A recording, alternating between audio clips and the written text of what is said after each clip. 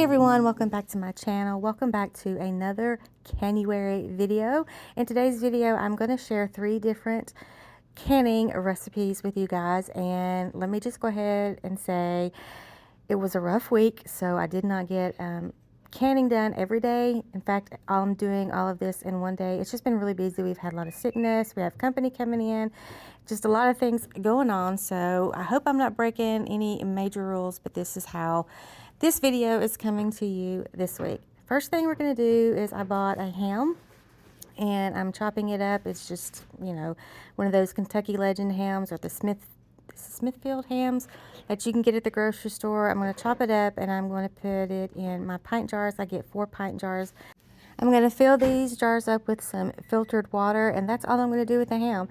And then the second thing that I want to show you guys, this is going to go quick. Like I said, it's all going to be in one video, one evening. So I got some of the mesquite marinated pork tenderloin, and I'm going to chop this up, and I will get 4 jars out of this as well. So that's 4 meals, 4 pork meals and 4 ham meals. And I'm not going to put water in these jars with the pork because it'll render some of its fat. But since the ham is already cooked and ready to eat, I do add a little bit of water. Well, I fill it up with water actually. And you'll see all that here in just a little bit.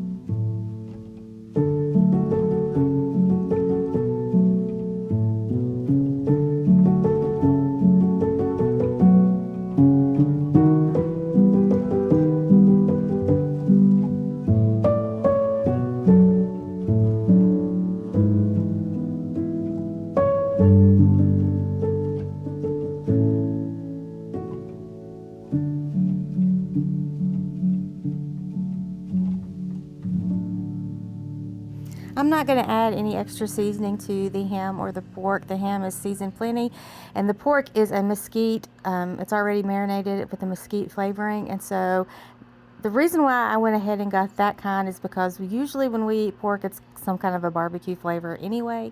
So I can use this pork in soup stews. I can take it out of the jar, heat it up, and just add some more barbecue sauce to it. We can have pork barbecue sandwiches. But the way that I like to eat it, my favorite way, is to take a jar of my home canned baked beans and put the baked beans in a jar of pork in the crock pot. Just put it on warm and let it sit for a couple of hours, and then that's dinner. And that's just easy peasy, and it's plenty for me and Rob and Emily if she's home and wants to eat as well. Now the ham, like I said, I'm not adding anything to it except water. And a few ways that you can use this ham. One of my favorite ways is to do a ham hash, or hash ham, however you want to call it, casserole, where you make basically a hash brown casserole and then you add the ham to it, mix it up and bake it that way. That's a good way. Again, you can use this with the baked beans in the crock pot if you don't want to use the pork. You can chop this ham up and put it in some scrambled eggs. Or another delicious recipe is to put some ham, some potatoes, and green beans in a pot and heat it through. Yummy, yummy. So there's different things that you can use the pork and the ham for. And like I said, I've got 4 jars of ham, 4 jars of pork. So that is 8 different meals that I have on the shelf ready to go for my family.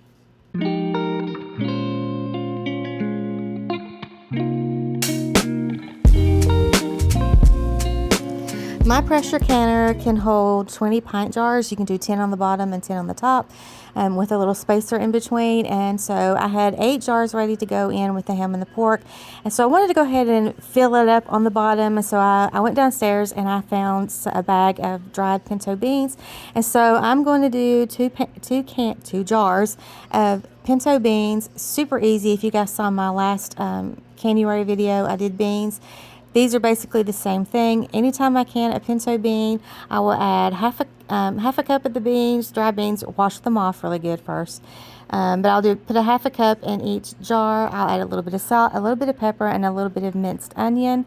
Fill it up with filtered water, and then just like with everything else, you want to make sure you debubble. You want to clean the tops of your jars really, really well. I use vinegar when I do that, or sometimes just some hot water, but mostly vinegar. And then you're going to put your lids on and then your rings, and you're only going to do finger tight with the rings. So make sure you don't go too tight, because you do not want these to explode in the canner. And then once they are in there, these are pint jars, and so they will process. I'm doing meat and I'm doing beans, and they process the same amount of time. So with the pint jars, they're going to do 75 minutes. With quart jars, you would do 90 minutes.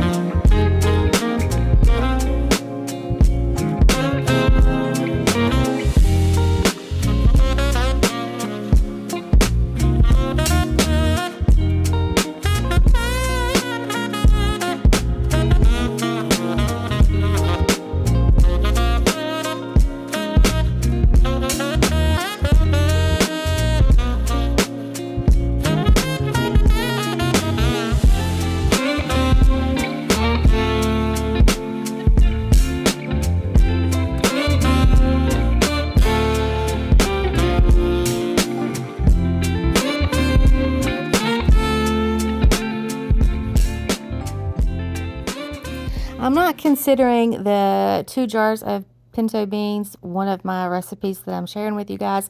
We'll just call it a bonus.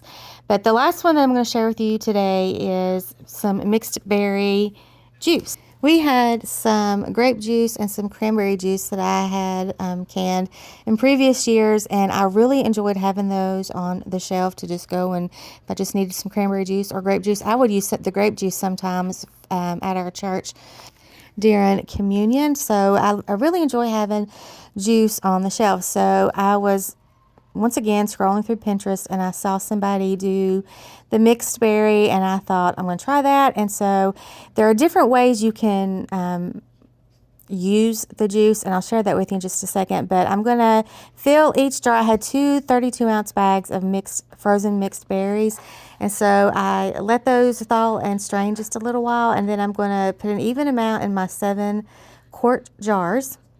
I'm going to add 1/4 of a cup of sugar. I'm using organic cane sugar.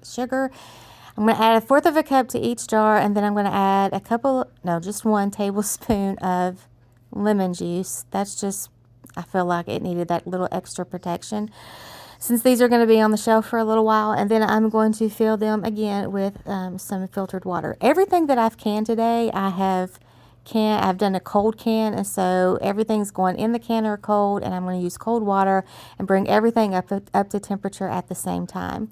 So I'm going to again debubble these, wipe the tops of the jars, put my lids and my rings on, and get these into a water bath canner.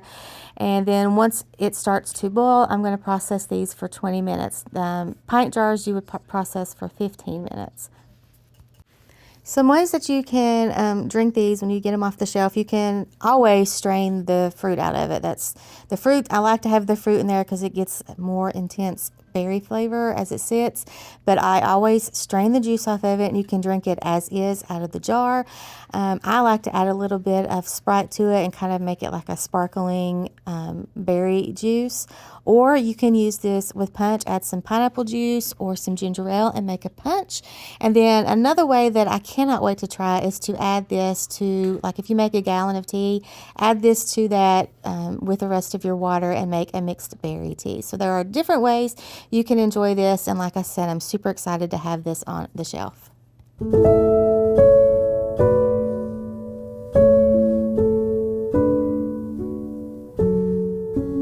I know today's video was very short, and I should have had more recipes to share with you guys, and I promise you will get 31 canning recipes from me by the time January or Canuary is over. So stick with me, come back for more. If you guys enjoyed today's video, please give it a thumbs up. If you haven't subscribed, please subscribe, come back, hang with me some more.